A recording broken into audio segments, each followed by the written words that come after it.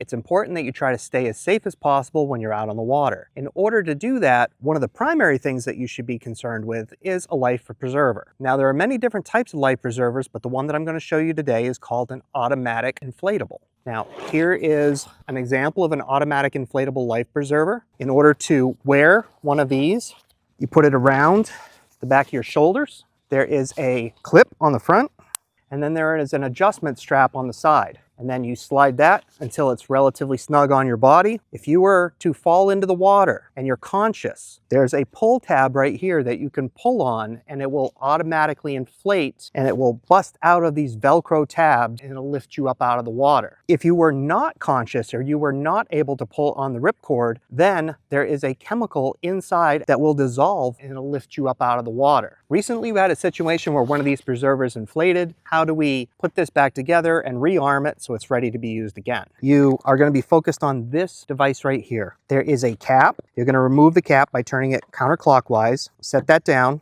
And then inside, there is a device called a bobbin. Now, the bobbin has the chemical inside of it that allows this to auto-inflate. So once the cap has been removed and the bobbin has been removed, the cap will be reused, the bobbin will not. Install a new bobbin. You're also going to remove the CO2 cartridge by turning that counterclockwise. Install the cap and the bobbin prior to installing the cylinder. And that's a really important part. So it says to install the bobbin with the white facing up.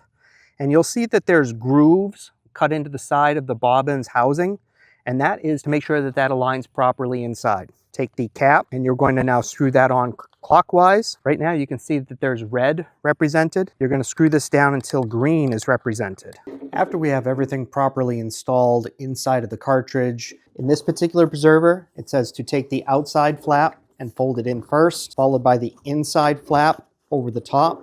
Stow the instructions, fold the Velcro over until you make contact, and you want to make sure that the cartridge is visible in the window, and you would want to be able to see the cartridge and the indicator. We'll do both of the edges first. This one has a built-in whistle as well as a manual inflation tube. Fold over the outside, fold over the inside, bring the inside to the outside Velcro, and work our way up. Fold over the top flap a couple of times, bend in the corners, and get the Velcro situated around the top. And there you have it. This preserver has been recharged and is ready for use again. I highly recommend that when you're on the water, you put a life preserver on to stay as safe as possible.